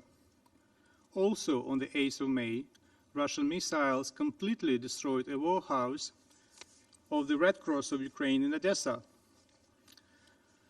with all the humanitarian aid there. One employee was killed. As a result of the attack, Odessa branch of the Red Cross of Ukraine was compelled to suspend the provision of humanitarian aid and the implementation of a number of humanitarian projects. We are grateful to our friends and allies who literally saved the lives of Ukrainians by helping us to reinforce our air defense. This enabled us to shoot down 23 out of 25 missiles. Yet more needs to be done to fully protect our skies and civilians. This weekend, Ukrainians also had to spend their time with air raid sirens sounding in the background as Russia launched massive new attacks using dozens of Iranian drones, cruise missiles, and S-300 rockets. The cities of Khmelnytsky, Ternopil, Mykolaiv, Kharkiv, and Konstantinivka in Donetsk region suffered human casualties and serious damage to civilian infrastructure. Colleagues, in addition to the immediate harm caused to millions of Ukrainians by the Russian war, the long-term effects of displacement, trauma, and poverty will be felt for years to come. The most vulnerable suffer the most. Russia is violating the fundamental principles of child protection in wartime. As a result of the Russia's aggression, 480 children have been killed and 967 injured. To date, 13 cases of sexual violence against children have been verified by the Office of Prosecutor General of Ukraine in Donetsk, Kyiv, Kherson, Mykolaiv, and Chernihiv region. The real numbers are definitely higher, and our law enforcement continues the investigation. Russia's attacks have damaged 3,185 educational institutions, of which 330 were destroyed. In total, 1,412 healthcare objects and 577 healthcare facilities have been damaged, of which 258 facilities were destroyed. According to UNICEF country team report, education for an estimated 5.7 million children has been disrupted. 1.5 million children face mental health issues. The forceful deportation of children is nothing but a well-planned Kremlin policy aimed at aggressive indoctrination, ethnic identification change, and the deprivation of Ukraine of its future generation. To date, the Ukrainian authorities have identified 19,393 children deported or abducted to the Russian Federation or to the territories of Ukraine temporarily occupied by Russia. Nearly 4,390 of them are orphans or children without parental care. It has been possible to return only 364 children. We note with concern that Russia has reportedly intensified its deportation and abduction practices in the occupied territories under the guise of so-called evacuation. Like many of you in this Council, we reiterate that it is only the Russia's troops that must be evacuated from the territory of Ukraine. As soon as this happens, the atrocities of war will be over. We welcome the well-founded conclusions of the reports by the Commission on Inquiry on Ukraine, established by the Human Rights Council, and by the OSCE Moscow mechanism that have reconfirmed the enormous scale of violations and crimes committed by the Russian occupiers, in particular against children. We call on the Secretary General and the Special Representative on Children and Armed Conflict to give a proper assessment of the gravity of violations against children in Ukraine by the Russian government forces in the upcoming annual report. We believe that this report should contribute to ensuring accountability for perpetrators and justice for Ukrainian children, victims of the Russia's aggression. The invasion of the Soviet permanent seat in the Security Council should give neither immunity nor amnesty to war criminals. Madam President, we have already brought to the Council's attention the critical situation with mine contamination of Ukrainian lands. According to preliminary estimates, 170,000 to 180,000 square kilometers of Ukrainian territory are contaminated with mines and other explosive ordnance. Our primary task today is to accelerate the demining process as much as possible, increase the number of demining teams, and equip them with special equipment. Unfortunately, those people who risk their lives to clear Ukrainian territory from mines and restore safety for people are also a target for the Russia's troops. Most recently, on the 7th of May in Kherson region, 9 members of a demining team were killed by Russian shells while on duty. The mine contamination in Ukraine is an issue for global food security, as more than 4,700 square kilometers of contaminated areas are agricultural lands. In such extraordinary circumstances, Ukraine continues to act as a reliable contributor to global food security by implementing its agreement with the United Nations under the Black Sea Grain Initiative and advocating for expanding its geographical scope by including new Ukrainian ports. As of the beginning of May, Ukraine exported 29.8 million tons of grain and foodstuffs. This number includes 600,000 tons of grain shipped by vessels chartered by the World Food Programme in support of its humanitarian operations in Afghanistan, Ethiopia, Kenya, Somalia, and Yemen. This volume could have been significantly higher if Russia did not resort to impeding practices. We are concerned that since the 1st of May, the inspection rate has dropped to an average of 2.9 inspections per day, compared to 6.6 in the period of August 2022, April 2023.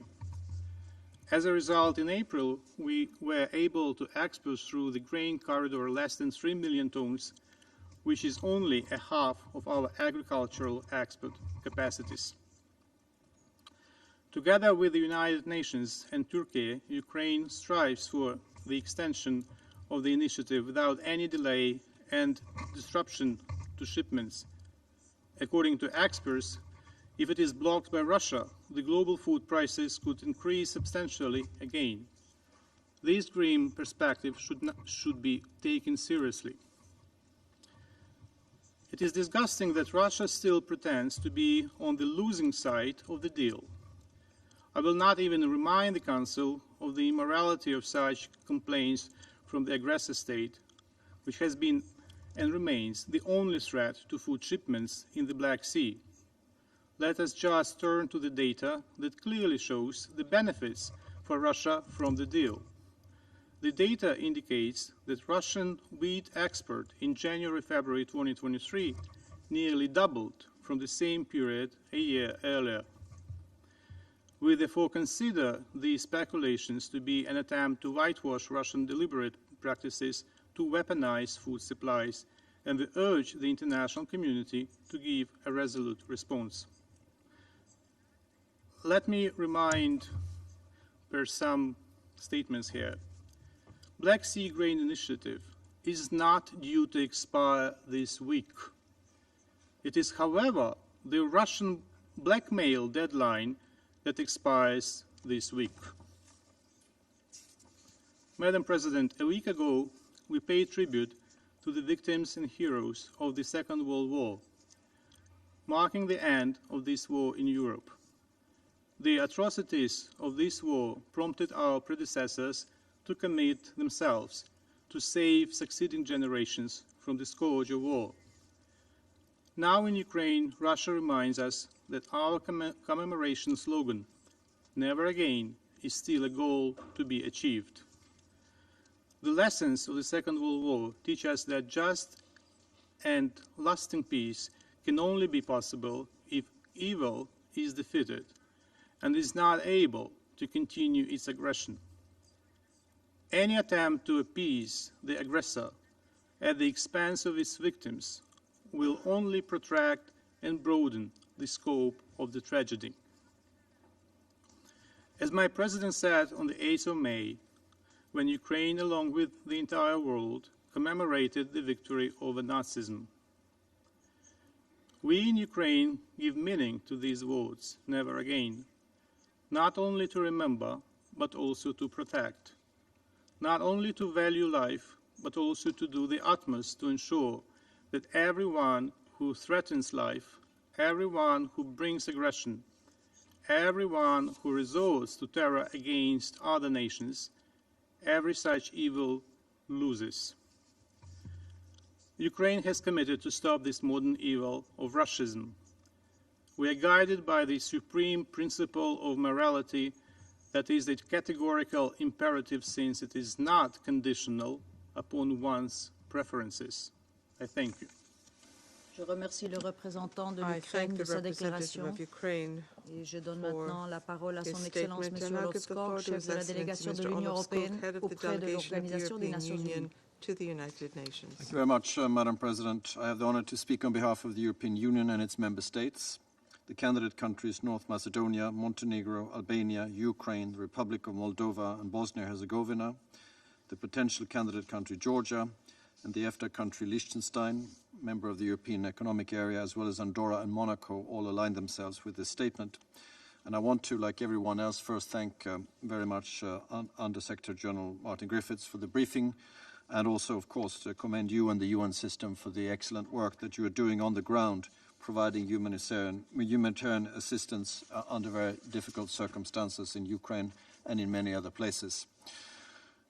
The horrors that you, Mr. Griffiths, and others have described from inside Ukraine, resulting from Russia's unprovoked and unjustified military aggression, are unimaginable. For 15 months now, the Russian leadership has struggled without success to find any justification whatsoever for its illegal war of aggression. Russia must stop its war and immediately, completely and unconditionally withdraw all of its forces and proxies from the entire territory of Ukraine within its internationally recognized borders. Madam President, I will emphasize 3 points in my intervention. First, the importance of upholding international law and international humanitarian law. Second, the need for accountability. And third, efforts to address the global consequences of Russia's war of aggression. First, international law and international humanitarian law must be respected. Therefore, Russia must immediately stop its indiscriminate and decimating shelling of civilians and civilian areas. Under international humanitarian law, deliberate attacks on civilians or attacks that do not distinguish between military targets and civilians are prohibited under all circumstances. We strongly condemn cases related to sexual and gender-based violence. We are particularly horrified by the impact of Russia's aggressions on children. Children have been killed and maimed. Schools and hospitals have been attacked in blatant violation of international law. Russia's practice of forcibly transferring and deporting Ukrainian children is a violation of international humanitarian law. The UN Commission of Inquiry on Ukraine concluded that it amounts to war crimes. Russia must immediately facilitate the safe return of Ukrainians who were forcibly transferred or deported. We also strongly condemn Russia's attacks and violence against journalists and media workers. UNESCO has stated that 12 journalists were killed in Ukraine since the start of the invasion. Journalist safety is indispensable to ensuring the right to freedom of opinion and expression, and in particular, the freedom of the press. We urge Russia to enable safe, rapid, and unhindered humanitarian access to populations in need of assistance, in particular into the temporarily occupied territories through the front lines. It is imperative that the safety of humanitarian workers is ensured. Second, there can be no impunity for the commanders, perpetrators, and accomplices of atrocities. The EU is firmly committed to ensuring full accountability for war crimes and the other most serious crimes committed in connection with Russia's war of aggression against Ukraine, including through the establishment of an appropriate mechanism for the prosecution of the crime of aggression. We welcome the creation of the new International Center for Prosecution of the Crime of Aggression against Ukraine in The Hague, and we reiterate our support for the investigations of the prosecutor of the International Criminal Court.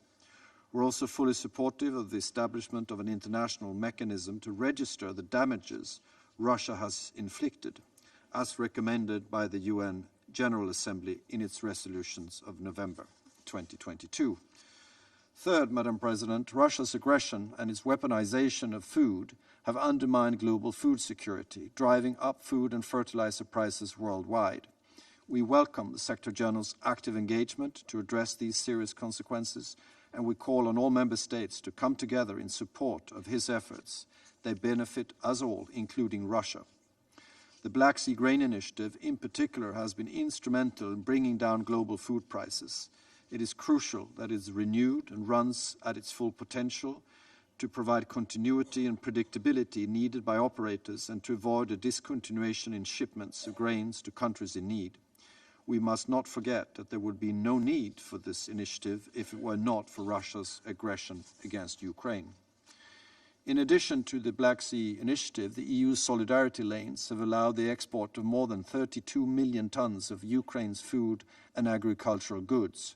World Food Programme chartered vessels have transported almost 600,000 tons of wheat through various Black Sea ports, including to Ethiopia, Afghanistan, Yemen, Somalia, and Kenya.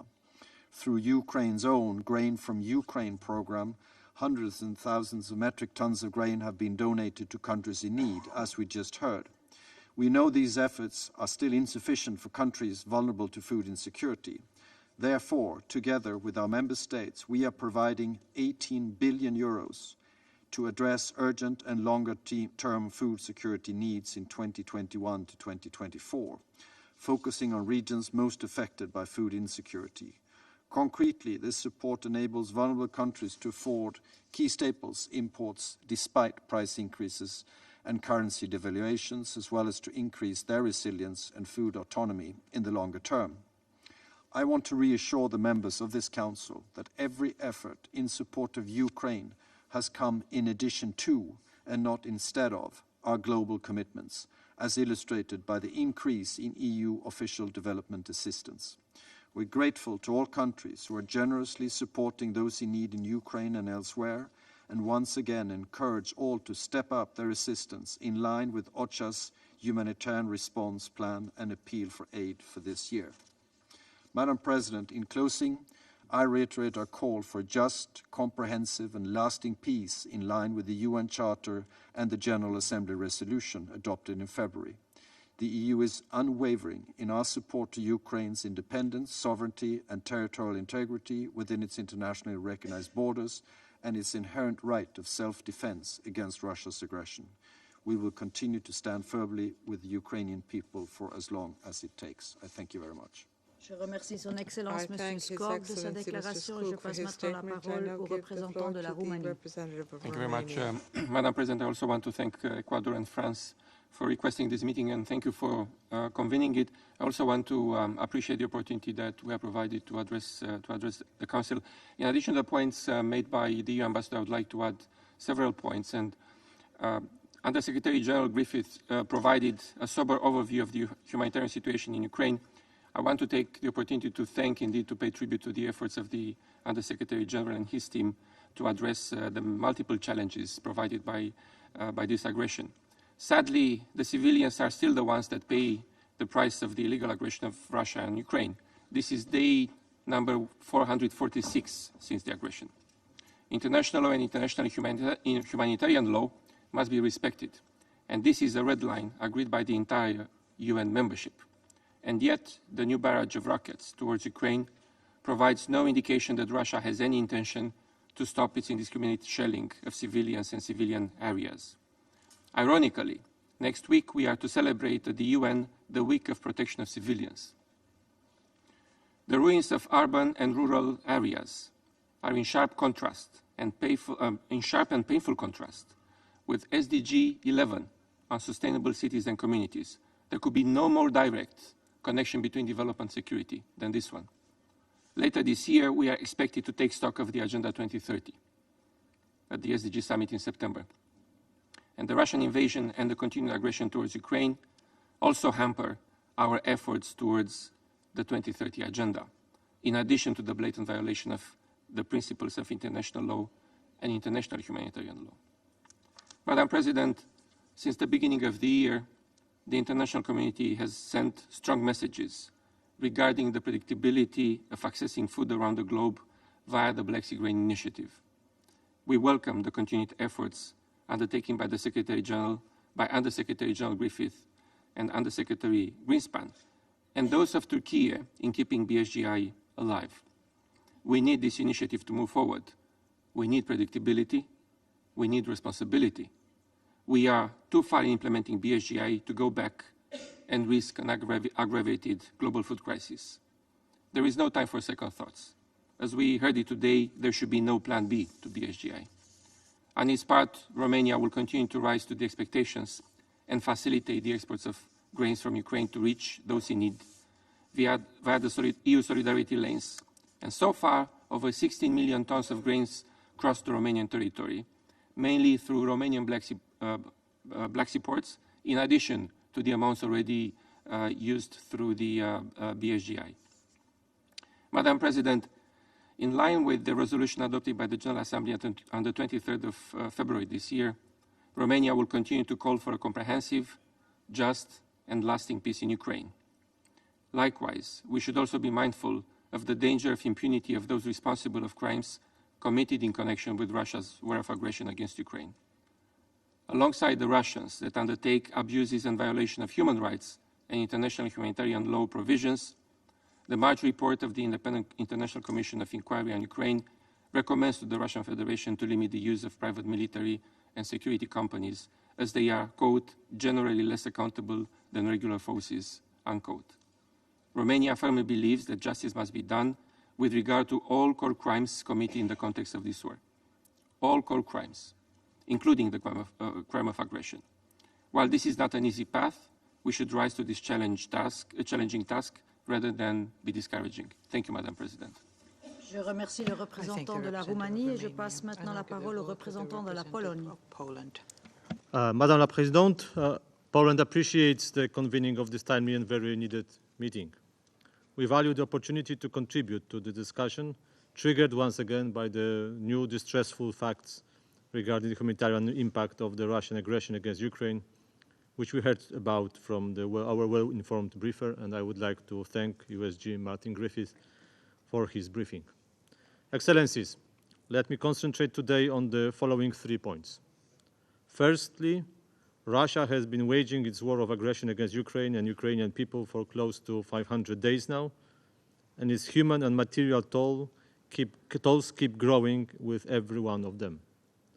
As the Russian military fails on the battleground, it tries to compensate for its shortcomings with continuous brutal aggression against the innocent civilians. Air raid sirens keep blaring across the whole Ukraine. Critical infrastructure facilities remain the primary targets of the Russian rockets. New civilian deaths are being continuously reported. All this bears the characteristic of a total war, and as such requires repeated universal condemnation time and time again. My second point refers to the Russian strategy here at the United Nations. Despite the fact that the vast majority of the UN member states have been crystal clear in their condemnation of the Russian aggression and its disastrous humanitarian impact on numerous occasions, Russia keeps ignoring our appeals, distorting the basic facts even today, and flooding us with disinformation and propaganda about this special military operation. Their hope is that the international community will eventually become tired with this war, that we will stop talking about it, and that we will eventually forget about it. My appeal to you today is simple. Let us never be indifferent. Let us never get used to war, to any war, even if it disappears from the breaking news headlines. As long as the Ukrainians keep paying the highest price, heroically defending each square kilometer of its territory against the invading forces, we cannot let our resolve falter. We need to stand our ground and continue to defend the UN Charter. We need to keep putting pressure on Russia to cease its aggression. When there is no aggression, there is no war. So that's the way to achieve peace the whole world looks forward to. Finally, we should keep helping Ukraine on the ground as long as it takes. In 2022, the total value of support for Ukraine from Poland amounted to about $10 billion. This year, the expenditure only to cover the social benefits and educational needs of Ukrainians, mostly women and children, finding refuge in Poland, will amount to another $1.2 billion. In the face of the systemic Russian attacks aimed at destroying energy and heating infrastructure during the past winter, our humanitarian assistance focused on spare parts and equipment for the energy infrastructure, as well as transformers and power and aggregates. We will continue with our support for Ukraine, both here in the United Nations and on the ground, as long as it is necessary. We will not get worn down in our solidarity with Ukraine by Russian hybrid attacks on Poland, which are upscaling recently. And we call upon all member states to do the same. Thank you. Je remercie le représentant de la Pologne de sa déclaration et j'invite maintenant le représentant de la Lituanie. I thank you, Madam President. I'm speaking on behalf of the Baltic states, Latvia, Estonia, and my own country, Lithuania. We fully align ourselves with the statement of the European Union. I also thank the Undersecretary General Martin Griffiths for his comprehensive briefing. We highly value the work of the United Nations in their efforts to provide humanitarian aid to people affected by Russia's unprovoked and premeditated war against Ukraine, as well as in their close monitoring and documentation of human rights abuses and violations of international humanitarian law. We also appreciate their active engagement in the numerous diplomatic efforts, including the Black Sea Grain Initiative. Over the past 15 months, Russia has inflicted immense suffering upon Ukraine and its people through its full-scale war of aggression against Ukraine. The humanitarian consequences of Russia's attacks on the civilian population have been devastating. Each additional day of aggression prolongs the toll of the human suffering. Russia, responding to its military losses in Ukraine, is terrorizing the civilian population by conducting massive missile and UAV strikes at critical infrastructure and residential areas, including in Kiev and Odessa. These horrific attacks, which result in significant casualties and destruction, are designed to erode the will of ordinary Ukrainians to resist. However, launching attacks with the sole purpose of terrorizing civilians is a war crime. Madam President, the UN and the OSCE have published extensive reports indicating atrocities committed by Russia and its armed forces against civilians in Ukraine. These acts have been classified as war crimes, crimes against humanity, and gross violations of the Geneva Conventions.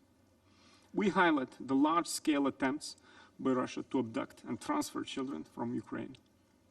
International humanitarian law must be upheld collectively, with international organizations leading the way. The recent arrest warrants issued by the International Criminal Court for Russia's President Vladimir Putin and Presidential Commissioner for Children's Rights in Russia, Maria Lvova-Belova, the OSCE's Moscow mechanism, mission of experts on the situation of Ukrainian children, and the United Nations High Commissioner's Independent International Commission of Inquiry on Ukraine are all concrete steps towards accountability and safeguarding the international humanitarian law. We strongly condemn Russia's attempt to intimidate the ICC and undermine international efforts to secure justice. Madam President, on May 8th, Russian strikes destroyed 1,000 square meters of humanitarian aid stored in the large warehouse of Ukrainian Red Cross for the Odessa region. By attacking agricultural infrastructure and restricting maritime exports, Moscow seeks to instrumentalize the vulnerabilities of other countries. It is estimated that Ukrainian agricultural products feed 400 million people around the world. Despite the full-blown war on its territory, Ukraine remains one of the world's top 5 agricultural exporters. The Black Sea Grain Initiative, the grain from Ukraine, and the EU Solidarity Lines have played an instrumental role in this by alleviating the global food crisis, severely exacerbated by Russia's illegal war of aggression. If Russia were serious about countering food insecurity, it would stop its threats to unilaterally leave the Black Sea Grain Initiative and put an end to delaying the inspection of vessels. The Baltic states are making significant diplomatic efforts to support Ukraine, providing humanitarian, economic, and military aid. Together with Poland, we are among top 4 bilateral aid donors to Ukraine as a percentage of our GDPs. It is important to recall that all the support being provided to Ukraine is in addition to rather than at the expense of aid and development cooperation to other countries around the world. Madam President, Russia must realize that it cannot win in Ukraine. Ultimately, it is Ukraine that will prevail. With unwavering support from the international community, Ukraine will continue to demonstrate its remarkable courage, determination, and moral strength at its fights to liberate its homeland. A peace will be achieved when Ukraine's sovereignty, territorial integrity, and independence are fully restored, enabling its people to thrive and prosper. We reiterate our support for President Zelensky's efforts to promote a comprehensive, just, and lasting peace in line with the UN Charter. And we support the basic principles outlined in his peace initiative. We are committed to upholding Putin's criminal regime accountable for the war of aggression unleashed against Ukraine. We, the international community, must unite and commit ourselves to ensure the full accountability for the core international crimes in connection with Russia's war against Ukraine, including through the establishment of a special international tribunal for the prosecution of crimes of aggression. The full version of the statement will be provided to the members of the Security Council in written. I thank you, Madam President. Je remercie le représentant de la Lituanie et je passe la parole au représentant du Danemark.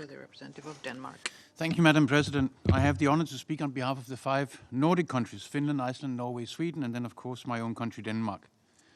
The Nordics are committed to the protection of civilians in armed conflict as a cornerstone of international humanitarian law. Globally and at the country level, in Africa, the Middle East, Asia, the Americas, and Europe, our commitment to humanitarian action is resolute.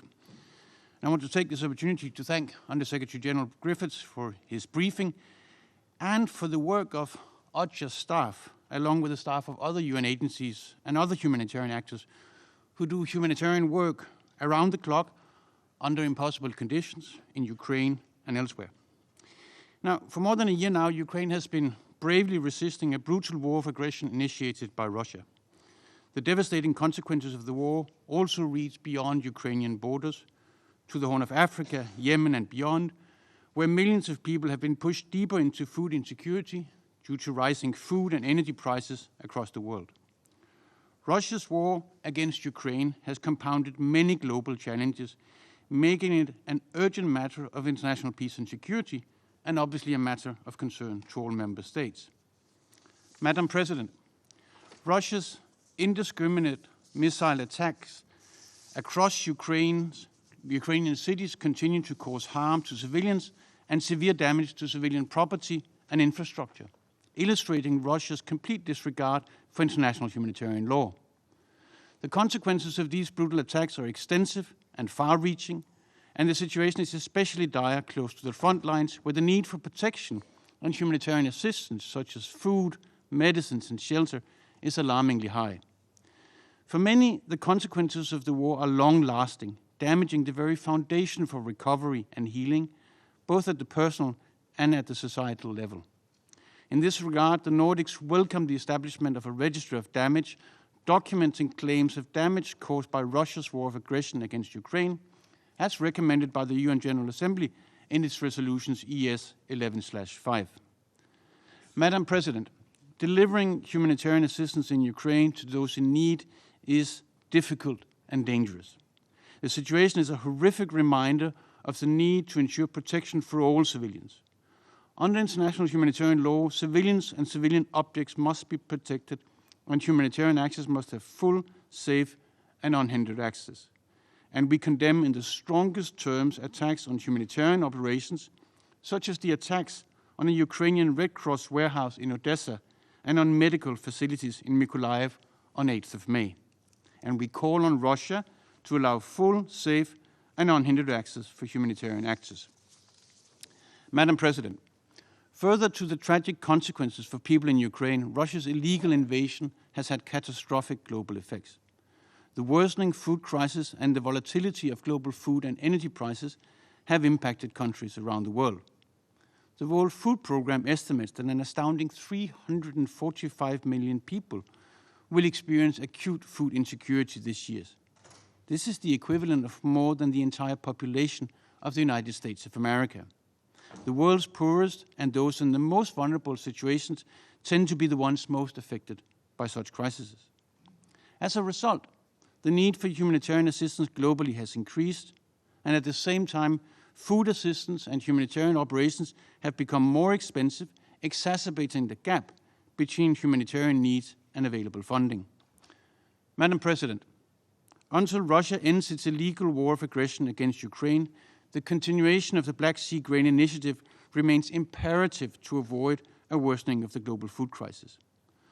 Up until earlier this month, the initiative had ensured the export of as much as 30 million tons of grains and foodstuff, thereby helping to stabilize global food prices and allowing access to food for people at risk of famine.